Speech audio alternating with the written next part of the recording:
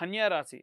కన్యా రాశి అనగానే చాలామంది ఒక స్త్రీ స్వరూపం ఉంటదండి. అదేంటి ప్రతి ఒక్క రాశికి గూడా వేరు వేరు సింబల్స్ ఉంటాయి. కన్యా రాశి అనేది ఎందుకు స్త్రీ సింబల్ అనేది చూపిస్తూ ఉంటారు అని అంటూ ఉంటారు. కన్యా రాశి అంటే మూలాధార స్థితి.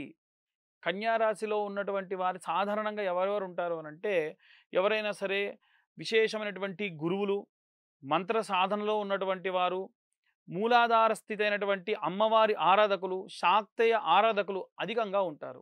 కాబట్టి కన్యా రాశి అనగానే అంత ఏదో ఆ సింబల్‌ని చూసి కన్యా రాశి వాళ్ళు ఎక్కువ శాతం కూడా ఆర్కియాలజీ డిపార్ట్‌మెంట్‌లో గాని, సైంటిస్ట్‌లు గాని, ప్రకృతి సిద్ధమైనటువంటి వైద్యులు గాని అధికంగా ఉండేటువంటివన్నమాట. వీరెప్పుడు కూడా ప్రకృతికి, మూలానికి సంబంధించి ఉంటారు.